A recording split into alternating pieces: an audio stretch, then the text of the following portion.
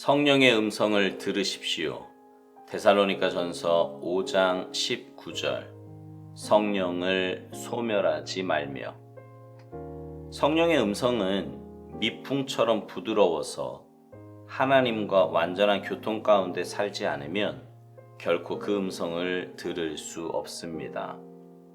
성령의 가책은 가장 부드럽게 오기 때문에 그분의 음성을 감지할 만큼 예민하지 않으면 당신은 성령을 소멸할 것이고 영적 생활에 문제가 생길 것입니다. 성령의 가책은 언제나 잔잔하고 조용한 음성으로 오는 작은 소리이기에 오직 깨어있는 성도들만 알아들을 수 있습니다.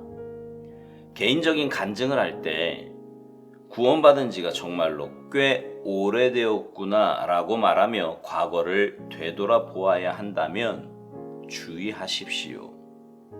당신이 빛 가운데 걸으면 과거를 되돌아볼 필요가 없기 때문입니다. 과거는 현재 하나님과 나누는 놀라운 교제 속으로 묻혀버렸기 때문입니다. 빛에서 벗어나면 당신은 감상적인 그리스도인이 되어 과거의 추억 속에 살게 됩니다. 따라서 당신의 간증은 딱딱한 금소금을 내게 됩니다. 과거의 빛 가운데 걸었을 때의 경험만을 그리워하면서 현재 빛 가운데 걷는 것을 거절하려는 경향을 주의하십시오. 성령께서 뭔가 가책하시면 당장 멈추어 서서 그것을 바르게 하십시오. 그렇지 않으면 당신은 자신도 모르는 사이에 성령을 거스르게 될 것입니다. 하나님께서 당신을 위기 상황으로 몰고 가셨다고 생각해 보십시오. 당신이 그 위기를 거의 지나갔지만 완전히 끝내지 않을 경우 하나님께서는 그 위기를 다시 조성하실 것입니다. 그러나 이번에는 전처럼 고통스럽지는 않을 것입니다. 하나님을 덜 의식하게 될 것이고 이때도 순종하지 않을 경우 더 부끄러움이 임하게 될 것입니다. 만일 계속 성령을 거스르면 위기는 더 이상 반복되지 않는 시간이 올 것이고 이때가 되면 당신은 성령님을 소멸해버린 것입니다. 그러나 만일 당신이 위기를 통과하면 당신의 마음과 입에서 하나님을 향한 찬양이 흘러넘칠 것입니다. 하나님을 항상 가슴 아프게 하는 것들에 대해 결코 어떠한 연민도 갖지 마십시오. 하나님은 우리의 삶 가운데서 사라져야 할 것들을 제거하기 위해 우리를 아프게 하셔야만 합니다.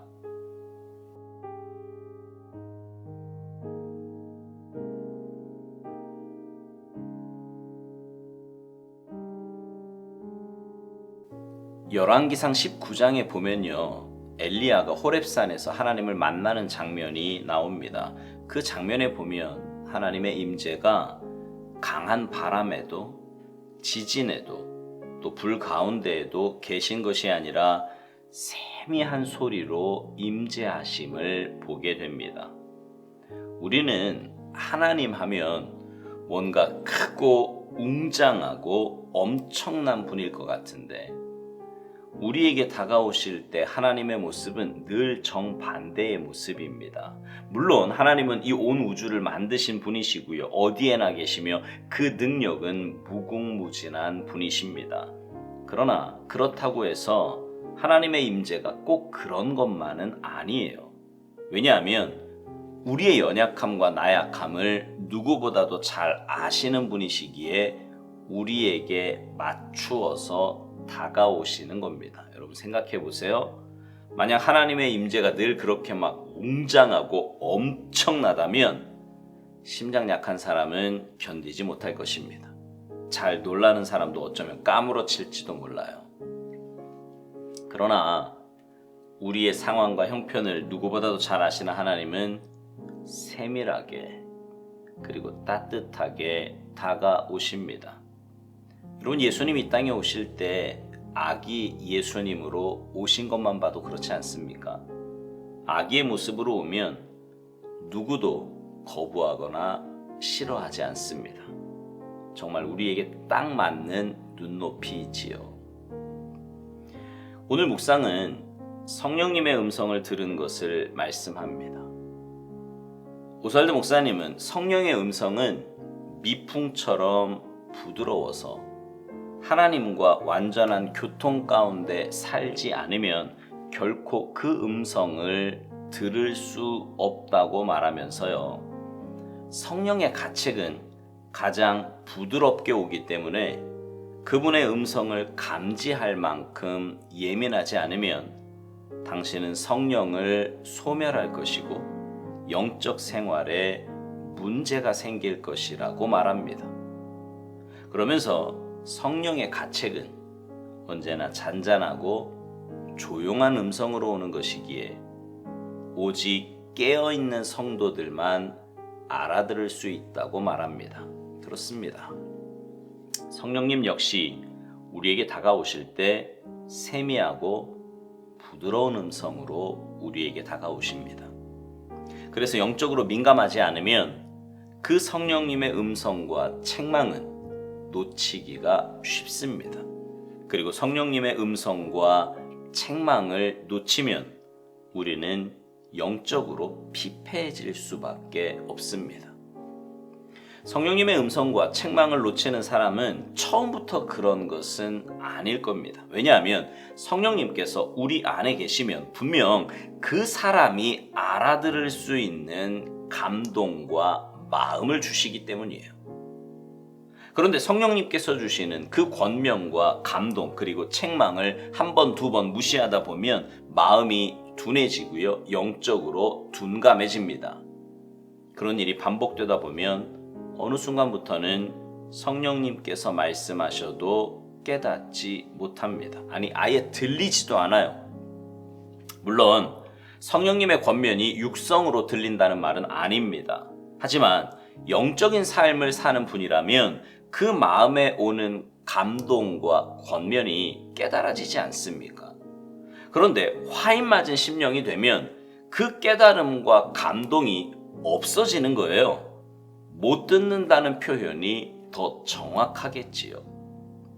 오스왈드 목사님은 우리가 과거의 추억 속에 잠기는 감상적인 그리스도인이 되어서는 안 된다고 말합니다.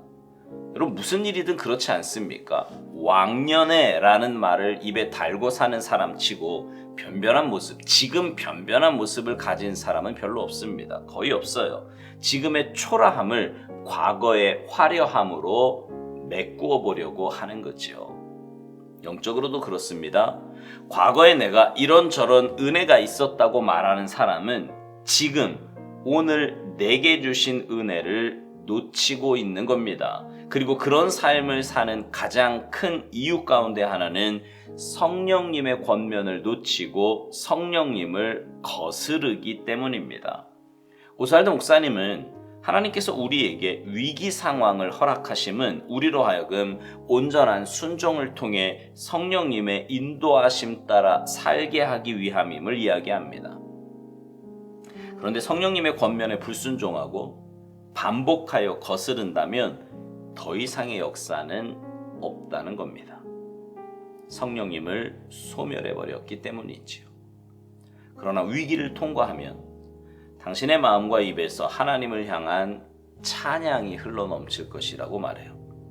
여기 위기를 통과한다는 말은 성령님의 권면과 세상의 소리 가운데서 성령님의 권면에 귀 기울여서 믿음의 삶을 산 것을 말합니다. 그런 삶을 살 때 우리는 성령님의 인도하심 따라 승리하는 삶, 아름답고 복된 삶을 살게 될 것입니다. 그리고 그런 우리의 삶을 통해 하나님을 찬양하며 하나님께 영광 돌리게 되는 것입니다.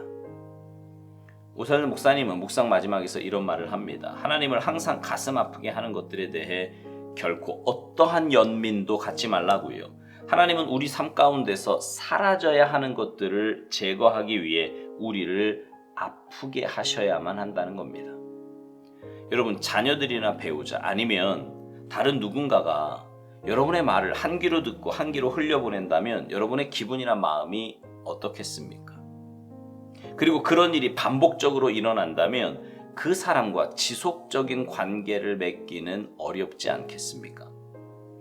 그런데 그 대상이 가족이라 관계를 파기할 수도 없다면 그건 정말 답답하고 가슴 아픈 일일 것입니다.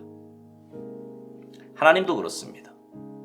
우리가 성령님의 음성에 귀를 기울이지 않는다면 그건 정말 하나님의 마음을 아프게 하는 일입니다. 그리고 우리가 성령님의 음성에 귀를 기울이지 못하도록 만드는 그 어떠한 것도 하나님은 허락하지 않으실 거고요. 그거 제거하실 거예요. 사랑하는 성도 여러분, 성령님의 음성에 귀 기울이며 사시기 바랍니다. 그러기 위해 영적인 민감함을 달라고 기도하십시오. 그리고 성령님께서 주시는 권면에 어렵고 힘들더라도 하나하나 순종하며 사시기 바랍니다. 그래서 여러분의 삶이 하나님의 기쁨이 되며 성령님의 인도하심과 역사하심 가운데 살아가는 아름답고 복된 삶이 되시기를 주님의 이름으로 축복합니다. 아멘.